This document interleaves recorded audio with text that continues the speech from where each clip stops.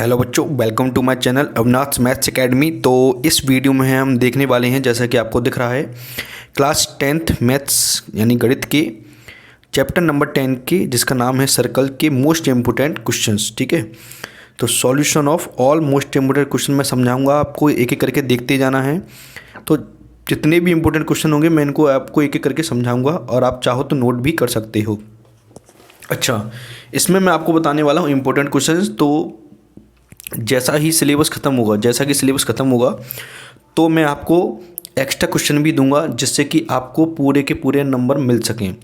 वैसे तो लगभग मैं जितने भी आपको क्वेश्चन दे रहा हूँ उसमें से एक आध दो ही छूटेगा, लगभग पूरे के पूरे एग्जाम में आ जाएंगे। ठीक है ना, जो भी होता है मैं सीधा सीधा बता देता हूँ आपको। मैं ऐसा फालतू में झूठ नहीं बोलता हूँ कि नहीं बेटा पूरा ही आएगा, पूरा आएगा। देखो, पूरा कहीं से आ नहीं सकता इम्पोर्टेंट, ये तो प्रैक्टिकल बात है। अब बात करते हैं हम क्या करना है। तो सबसे पहले तो बच्चों, जिन बच्चों ने मेरे चैनल को सब्सक्राइब नहीं किया वो चैनल को सब्सक्राइब जरूर कर लें बच्चों, बेल आइकन को प्रेस कर लें। एग्ज़ाम आने वाले हैं तो काफ़ी मोस्ट इम्पोर्टेंट चीज़ मिलने वाली है। ठीक है, तो बढ़ते हैं अपने वीडियो की तरफ। तो देखिए बच्चों, चैप्टर नंबर 10 जिसका नाम है सर्कल, तो मैं आपको सॉल्व करके नहीं दिखा रहा हूँ क्योंकि वीडियो बहुत लंबा हो जाता है, इसलिए आप समझते जाइए। क्वेश्चन लिखा हुआ है, आंसर लिखा हुआ, अब बस आप समझते जाना है। तो इसमें से बच्चों टोटल 5 नंबर का आने वाला है, 2 MCQ आएंगे और एक 3 नंबर का प्रश्न आने वाला है। ठीक है ना, चल तो बात करते हैं आपको क्वेश्चंस की। तो पहला क्वेश्चन है, थ्योरम 10.1 है, जिसका नाम है the tangent at any point of a circle is perpendicular to its radius through the point of contact. ये हमारी पहली थ्योरम है जो आपको बताएगी। देखिए आप एक एक करके, जैसे कोई ये है XY दिख रही है आपको, ये XY, ये है टेंजेंट, OP क्या है, रेडियस है, और OQ हमने एक पॉइंट माना है Q बाहर की तरफ। तो इसका सॉल्यूशन क्या होगा, a circle with the centre O and a tangent XY to the circle at point of contact कौन सा है बच्चों, P है। P पर हमने एक टेंजेंट ड्रॉ की है XY, और OP क्या है, इसकी रेडियस है। प्रूफ करना है OP परपेंडिकुलर XY। तो कंस्ट्रक्ट क्या किया है, take a point Q on other than P, किस पर, XY पर एक पॉइंट लिया है Q other than P and join OQ। ये इसकी कंस्ट्रक्शन के अंदर आएगा, मतलब हमने P के अलावा कोई एक पॉइंट Q लिया है, किसके बाहर, किस पर, XY पर। ठीक है ना, तो देखो इसका सॉल्यूशन अब आप एक करके देखते जाइए। अब क्या लिखा हुआ लैंग्वेज में, अच्छे से इसको पढ़ना है, फिर मैं आपको एक एक करके समझाता हूँ इस चीज़ों को। अब आपको ये ध्यान रखना है, जितनी भी शॉर्टेस्ट डिस्टेंस होती हैं वो हमेशा परपेंडिकुलर होती हैं। कैसी होती हैं बच्चों, परपेंडिकुलर। डिस्टेंस कैसी होती हैं बच्चों, परपेंडिकुलर होती हैं, परपेंडिकुलर। इसलिए अब आप ये बताइए, अगर मैं XY पर, जैसे एक XY है, ठीक है, इस पर पॉइंट एक P है, तो ये होगी आपकी रेडियस, यहाँ से यहाँ तक OP रेडियस होगी। अगर इसके अलावा मैं कोई भी पॉइंट लूँगा तो वो सभी रेडियस इस OP से बड़ी होंगी कि नहीं होंगी, बताइए आप, होगी ना। तो इसलिए हम क्या लिख देंगे, अब समझना पूरी लैंग्वेज को अब ध्यान से, कि here point Q lie outside the circle, therefore OQ is the longer than radius OP। मतलब टेंजेंट क्या होती है, जो सिर्फ एक ही पॉइंट पर टच करे, और P के अलावा अगर कोई भी पॉइंट लूँगा वो OP से क्या होगी, सबसे बड़ी होगी। तो इसका मतलब यह है, so for every point on the line XY other than point P, मतलब P के अलावा अगर आप कोई भी XY पर कोई पॉइंट लेते हो, उसमें सबसे छोटी डिस्टेंस कौन सी होगी बच्चों, OP ही होगी। तो लिखा है ना, OP is the shortest distance of all the distances of the point O। मतलब O से P की जो डिस्टेंस दिख रही है वो सबसे शॉर्टेस्ट होगी, और जो शॉर्टेस्ट डिस्टेंस होती है वो हमेशा कैसी होती है, परपेंडिकुलर होती है। तो यही इसका आंसर है, तो hence OP is perpendicular to XY। ठीक है ना, तो इस थ्योरम का प्रयोग करेंगे, मतलब रिजल्ट क्या है, जो टेंजेंट होती है वो रेडियस पर 90 डिग्री का क्या बनाती है बच्चों, एंगल बनाती है। ठीक है, तो इसके ऊपर कुछ क्वेश्चन हैं। तो जिसमें पहला क्वेश्चन है, ये ऑब्जेक्टिव है, एक्सरसाइज 10.2 का है, पर ये क्वेश्चन में पूछा जा सकता है। तो ऐसे हम क्वेश्चन देखेंगे, फटाफट आप देखते जाएंगे एक करके। सवाल है कि ए टेंजेंट PQ है एट पॉइंट P, तो ये PQ दिख रहा है आपको P, तो पी क्यू क्या हो गई, टेंजेंट हो गई। रेडियस कितनी है बच्चों, 5 सेंटीमीटर, तो ये इसकी क्या हो गई बच्चों, रेडियस हो गई 5 सेंटीमीटर, यानी कि ओ पी हो गया 5 centimetre. Meets a line through the centre O at a point Q so that O Q equal to 12। तो ओ क्यू कितना हो गया बच्चों, 12, यानी कि अब हमें निकालना क्या है, लेंथ पी क्यू इज, तो पी क्यू की लेंथ निकालनी है जो क्या है हमारी टेंजेंट, यानी कि आपको ये भी पूछ सकता है कि लेंथ ऑफ टेंजेंट पता कीजिए। तो कैसे पता करते हैं, सबसे पहले अब आप इस डायग्राम पर ध्यान देंगे सिर्फ। तो सबसे पहले आपको पता गिवन लिखना है, ये लिखा हुआ है जैसा कि टू फाइंड क्या करना है, पी क्यू। सबसे पहले आपको जो थ्योरम 10.1 को अच्छे से याद करके लिखना होगा। ये क्या थ्योरम है, we know that tangent of a circle is perpendicular to its radius at point of contact. मतलब जो रेडियस होती है सर्कल की वो टेंजेंट पर क्या होती है, परपेंडिकुलर। तो आपको दिख रहा होगा जैसे ये बन रहा है, ये हो गया O, ये हो गया P, ये हो गया Q, तो यहाँ पर बनेगा 90 डिग्री। तो ये ट्रायंगल कौन सा हो गया बच्चों, राइट एंगल ट्रायंगल। और राइट एंगल ट्रायंगल में हम क्या लगाते हैं, पाइथागोरस थ्योरम। तो ओ क्यू स्क्वायर यानी कि O Q square equal to क्या होगा, O P square plus P Q square. ठीक है, तो वैल्यू रख देनी है हमको। ओ पी की जगह, ओ क्यू की जगह बच्चों 12 रख दिया है, ओ पी की जगह बच्चों 5 रख दिया है। ठीक है ना, 5 रख दिया है, तो 12 स्क्वायर यानी कि 144, 144 माइनस कितना होगा 5 का 25, तो कितना बचेगा बच्चों 119, जिसका स्क्वायर रूट आपको दिख रहा है क्या आ गया इसका आंसर। तो पी क्यू इक्वल टू क्या आ गया बच्चों, √119, जिसका स्क्वायर रूट नहीं होता है, तो यही हमारा क्या हो जाएगा आंसर। यानी कि इसमें कौन सा ऑप्शन आ जाएगा, डी। ये आपसे पूछा भी जा सकता है एमसीक्यू में, या फिर सॉल्यूशन भी पूछा जा सकता है 3 मार्क्स का। ठीक है, चलो तो इसी के साथ ऐसा ही सेम क्वेश्चन और देखते हैं, काफ़ी सारे क्वेश्चंस हैं। तो ये भी है 10.2 का, वो 10.1 का था बच्चों, 10.2 का है। तो इसमें भी वही है, देख लो आप अच्छे से कि from a point Q length of the tangent to a circle is 24। मतलब टेंजेंट की लेंथ दी गई है बच्चों 24। The distance of Q from the centre is 25। Centre से इस पॉइंट की डिस्टेंस कितनी दी गई है बच्चों 25, ये दी गई है 24। तो रेडियस ऑफ द सर्कल निकालना है, मतलब हमको क्या निकालना है, ये ओ पी निकालनी है। अब आप ये बताइए ये एंगल कितने का होगा बच्चों, 90 डिग्री का होगा, क्योंकि टेंजेंट रेडियस पर क्या होती है, परपेंडिकुलर होती है। ओके बच्चों, तो उसी के हिसाब से करना है हमको। तो फिर वही लगाएंगे हम एक ही की बात, we know that tangent of a circle is perpendicular to its radius at the point of contact. तो इसमें हाइपोटेनस कौन होगा, ओ क्यू होगा, क्योंकि यहाँ पर बनना है 90 डिग्री का, तो ओ पी परपेंडिकुलर होगा और पी क्यू बेस होगा। तो O Q square equal to O P square plus P Q square. फिर वैल्यू रख देंगे हम इसमें, यहाँ पर वैल्यू रखेंगे तो देखेंगे वैल्यू क्या है, ओ क्यू की 25 और ओ पी हमको निकालना है, ओ क्यू की और पी क्यू की जगह 24। तो 25 का स्क्वायर होता है बच्चों, देखो यहाँ पर 25 का स्क्वायर लिखा है, तो यहाँ पर क्या आएगा बच्चों, इस साइड क्या आएगा बच्चों 625, और 24 का स्क्वायर कितना है 576। तो ये यहाँ आके क्या हो जाएंगे बच्चों, माइनस हो जाएंगे। तो कितना बचेगा बच्चों 49, और 49 का स्क्वायर रूट कितना होता है बच्चों 7। तो ओ पी कितना आ गया बच्चों 7 सेंटीमीटर। तो लिख देंगे रेडियस कितनी आएगी बच्चों, रेडियस कितनी आएगी बच्चों 7 centimetre. Okay, same to same एक क्वेश्चन और देख लीजिए, बस इसको मैं आपको समझा देता हूँ। ठीक है, तो ये क्वेश्चन है आपका same to same question number 6 है 10.2 का। ठीक है, इसके बाद आप एक बार देख लेना बुक में अपनी। बस जहाँ 25 था वहाँ 5 आ गया है, और जहाँ 24 था वो बच्चों वहाँ 4 आ गया है, सेम टू सेम। बस इसमें टेंजेंट क्या बोला है, टेंजेंट ए पी है, परपेंडिकुलर ओ पी है, और ये डी दी गई है। ठीक है, तो क्या आ जाएगा बच्चों 5 का स्क्वायर 25 माइनस 4 का स्क्वायर 16, तो 9 आ गया, 9 का square root 3। Okay, same to same question है।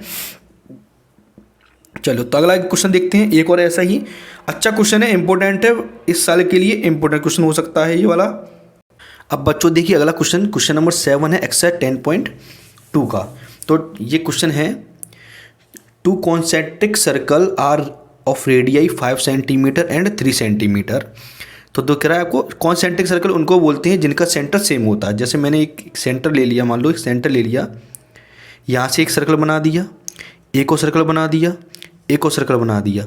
तो जिन सर्कल्स का सेंटर सेम होता है उनको हम बोलते हैं कॉन्सेंट्रिक सर्कल। तो एक की रेडियस है बच्चों 5 सेंटीमीटर, एक की 3 है, यानी कि ये बड़ा वाला सर्कल हो गया, ये छोटा वाला सर्कल हो गया। ओके, अब हमको निकालना क्या, find the length of the chord larger circle. मतलब जैसे बड़ा सर्कल हो गया, इसकी कॉर्ड की ऐसी लेंथ निकालनी है विच टचेज द स्मॉलर सर्कल, जो छोटे सर्कल को क्या करे बच्चों, टच करे।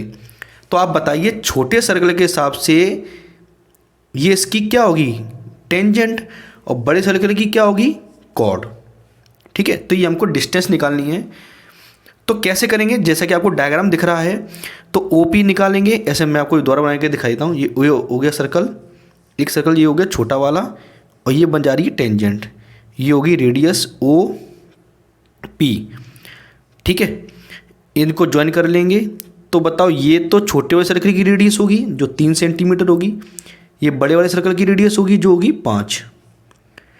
तो हम अगर ये निकाल लें, AP की डिस्टेंस निकाल लें, तो इसका दुगना कर देंगे। क्यों कर देंगे बच्चों, क्योंकि एक प्रॉपर्टी होती है, देखो, tangent of a circle is perpendicular to its radius at point of contact. मतलब ये एंगल जो ट्रायंगल बनेगा वो कैसा बनेगा, राइट एंगल ट्रायंगल। पर दुगना क्यों कर देंगे, उसका रीजन मैं आपको बताता हूँ। ये है इसका reason, perpendicular from the centre to the chord bisect the chord. मतलब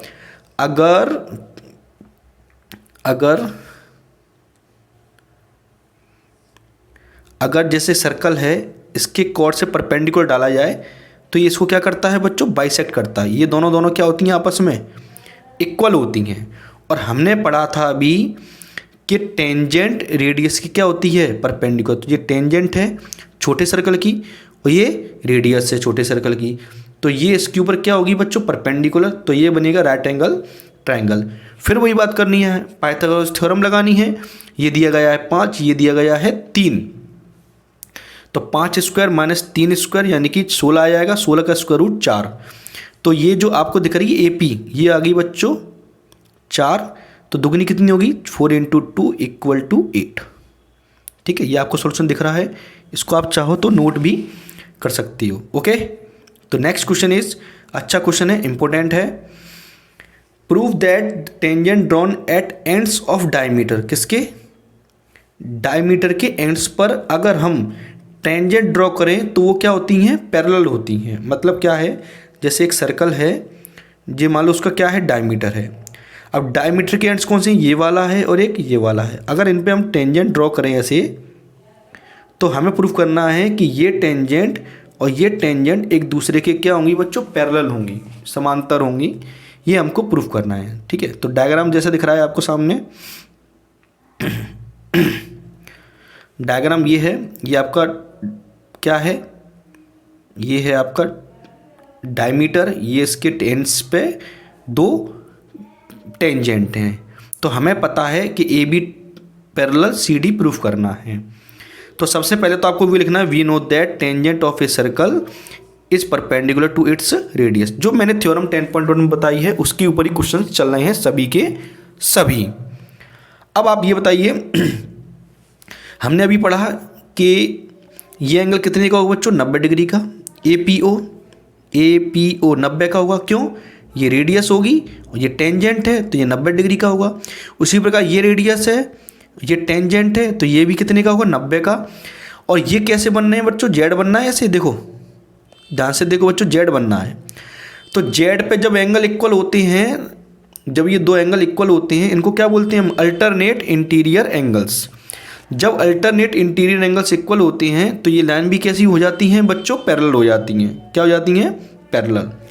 जब अल्टरनेट इंटीरियर एंगल इक्वल होते हैं तो लाइन क्या हो जाती है, पैरेलल। दिख रहा है आपको, तो ये सॉल्यूशन लिखा हुआ है, here alternate interior angles are equal, therefore AB is parallel to CD। ये इसका सॉल्यूशन है छोटा सा। अगले क्वेश्चन पे बढ़ते हैं हम। चलिए बच्चों, हम देखते हैं हम थ्योरम 10.2, जिसका नाम है द लेंथ ऑफ टेंजेंट, मतलब टेंजेंट की length drawn from an external point to a circle are equal. मतलब ये कह रहे हैं वो, अगर कोई सर्कल है और इसके बाहर पॉइंट से इस पर टेंजेंट ड्रॉ की जाए तो इन दोनों की लेंथ क्या होती हैं, आपस में इक्वल होती हैं। तो ये आपको प्रॉपर्टी ध्यान रखनी पड़ेगी कि किसी भार पॉइंट से सर्कल पर दो टेंजेंट ड्रॉ की जा सकती हैं। ठीक है, ये आपको पूछा भी सकता है कि how many tangent drawn from an external point. तो आपको ध्यान रखना है दो टेंजेंट ड्रॉ कर सकते हैं हम और दोनों की लेंथ इक्वल होती है। ये है थ्योरम 10.2। तो कैसे करना है इनको, तो ये आपको डायग्राम जैसे कि दिख रहा है, पी क्यू और पी आर दो टेंजेंट हैं, ये ज्वाइन कर लिए हैं हमने। ये तीनों लाइन क्यों की हैं, जिससे कि दो ट्रायंगल बन गए। एक तो ट्रायंगल बन गया पी ओ क्यू वाला, एक ट्रायंगल बन गया पी ओ आर वाला। अब यहाँ पर सबसे पहले प्रॉपर्टी क्या लगाएंगे हम बच्चों, कि गिवन आपको लिख लेना है इनमें से देखकर, टू प्रूव और कंस्ट्रक्शन। ठीक है, अब आपको प्रूफ पर ध्यान देना है। तो सबसे पहले आप ध्यान देंगे कि ओ क्यू रेडियस है और पी क्यू टेंजेंट है, तो एंगल 90 का होगा, है ना। जैसे मैं आपको बना के दिखाता हूँ, ऐसे एक टेंजेंट ये है, तो ये रेडियस होगी, तो ये एंगल कितने का होगा, 90 का, ये रेडियस हो गई। एक टेंजेंट ये है, एक ये रेडियस हो गई, तो यहाँ भी एंगल कितने का, 90 का। बीच में एक लाइन जा रही है, ये है आपका Q, ये है आपका R, ये है आपका P और ये है आपका O। तो हम इस ट्रायंगल को के क्या करेंगे, कॉन्ग्रुएंस प्रूफ करेंगे। क्या करेंगे बच्चों, कॉन्ग्रुएंस। इस ट्रायंगल को इस ट्रायंगल के कॉन्ग्रुएंस प्रूफ करेंगे। तो कॉन्ग्रुएंस प्रूफ करने के लिए हमें कोई भी तीन चीज़ रिक्वायरमेंट होती हैं, या फिर तीनों साइड मिल जाएं, या दो साइड एक एंगल मिल जाए, या फिर या फिर दो एंगल और एक साइड मिल जाए। तो हम क्या क्या मिल रहा है हमको, देखो यहाँ पर OP दोनों में कॉमन है, जो इस ट्रायंगल में भी इस ट्रायंगल में भी है, और OQ OR दोनों में इक्वल मानी जाएंगी, क्योंकि ये दोनों क्या हैं, रेडियस हैं, और एक एंगल मिल गया। देखो आप सॉल्यूशन दिखाता हूँ मैं आपको, देखो आप ध्यान से देखना। यहाँ पर क्या है, ट्रायंगल POQ लिया गया है। मैं आपको दोबारा बना के दिखा देता हूँ आपको बच्चों, ये कंडीशन है इसकी। ठीक है, ये हो गया आपका Q, ये हो गया O, ये हो गया R, ये हो गया P। तो POQ लिया गया है ये वाला ट्रायंगल, और POR ये वाला ट्रायंगल। OP के इक्वल है, OP के इक्वल है, कॉमन है, इसलिए दोनों इक्वल हैं। OQ OR इक्वल होंगे, मतलब POQ ट्रायंगल का OQ और POB ट्रायंगल का OR, ये दोनों इक्वल होंगे क्योंकि रेडियस हैं। एंगल कितने का, 90 का। तो ये दोनों ट्रायंगल कैसे हो गए, कॉन्ग्रुएंस हो गए। और जब कॉन्ग्रुएंस हो जाते हैं तो इसकी करस्पॉन्डिंग साइड्स क्या होती हैं, इक्वल होती हैं। बस इतना सा प्रूफ है, छोटा सा। ठीक है ना। चलिए, तो एक क्वेश्चन और देखते हैं। अच्छा क्वेश्चन है, मोस्ट इम्पोर्टेंट, और ये क्वेश्चन अपना लास्ट क्वेश्चन है, तो इसको आप अच्छे से देखेंगे। इस साल के लिए वेरी वेरी मोस्ट इम्पोर्टेंट प्रश्न है ये वाला। एक quadrilateral ABCD is drawn to circumscribe a circle. आप बुक निकाल लीजिए, उसमें देख लीजिए डायग्राम बना हुआ है। तो प्रूफ दैट करना है आपको AB + CD = AD + BC। अब आप जरा इस पर ध्यान देंगे अच्छे से, मैं आपको ये जूम करके दिखाता हूँ आपको अच्छे से, आपको इस पर ध्यान देना है। ये बताइए आप, पॉइंट A के हिसाब से AP और AS क्या होंगी, इस सर्कल की टेंजेंट होंगी। इस सर्कल की क्या होंगी, टेंजेंट। बात समझ में आई ना। AP और AS क्या होंगी, टेंजेंट होंगी। तो ये दोनों इक्वल होंगी, मतलब AP किसके इक्वल होगी बच्चों, AS के। उसी प्रकार BP किसके इक्वल होगी, BQ के। CQ किसके इक्वल होगा, CR के। और DR किसके इक्वल होगा, DS के। पर हमको इनको क्रम से लिखना है। क्यों लिखना है बच्चों, मैं बताता हूँ उसका रीज़न। आप ये बताइए, हमें AB + CD करना है, तो AB किससे मिलकर बनेगा बच्चों, AB किससे मिलकर बनेगा, AB बनेगा आपका, देख सकते हो आप, जब हम AP + PB करेंगे। CD कब बनेगा, जब हम CR + DR करेंगे। तो इसी हिसाब से हमको लिख देना है। तो सबसे पहले देखो, आप देख सकते हो यहाँ डायग्राम, देखो क्या लिखा गया है, AP = AS, AP = AS, equation number first. फिर BP = BQ, equation number second. फिर आप देख सकते हो CR पहले लिखना है, ठीक है, ध्यान से लिखना, क्रम चेंज नहीं हो जाए। CR पहले लिखना पड़ेगा, क्यों, AP + BB ऐड होकर क्या बन जाएगा, AB, और AB हमें क्या प्लस करना है, CD प्लस करना है, तो इसलिए CR पहले लिखेंगे, CQ नहीं लिखेंगे पहले। तो इसलिए हमने लिखा है यहाँ पर CR = CQ, और यहाँ पर लिखा है DR = DS। इन चारों को जोड़ देंगे, इन चारों को जोड़ देंगे, तो क्या होगा बच्चों, कि A P plus B P मिलकर बन जाएगा ए बी, और सी क्यू सी आर और डी आर मिलकर बन जाएगा सी डी। अब यहाँ पर कौन बनेगा, ए एस और डी एस, मतलब ए एस को किससे जोड़ेंगे, डी एस से, बात समझिए ना, ए एस को जोड़ेंगे डी एस से तो ए डी बन जाएगा, बी क्यू को जोड़ेंगे सी क्यू से तो बी सी बन जाएगा। आप डायग्राम में देख सकते हो, ठीक है ना। जैसा कि मैंने आपको बताया अभी यहाँ पर कि हमें ए बी को सी डी के साथ जोड़ना है, इसलिए सी आर हमने पहले लिखा, सी क्यू बाद में लिखा, क्योंकि ये दोनों इक्वल हैं, किसी को भी पहले ले सकते हैं। इसमें कठिन ऑर्डर ही है, ऑर्डर सही होना चाहिए इसका, नहीं तो गलत हो जाएगा। मतलब अगर आपने सी आर की जगह पहले क्या लिख दिया, सी क्यू, मतलब C Q equal to C R हो गया तो गलत आंसर आ जाएगा, इसलिए आपको ध्यान रखना है, ठीक है। तो इस वीडियो में इतने ही इंपॉर्टेंट क्वेश्चन है। अगर वीडियो पसंद आई है तो लाइक कमेंट और शेयर कीजिए, चैनल को सब्सक्राइब कीजिए, ठीक है। तो मिलेंगे चैप्टर नंबर 12 नेक्स्ट वीडियो में।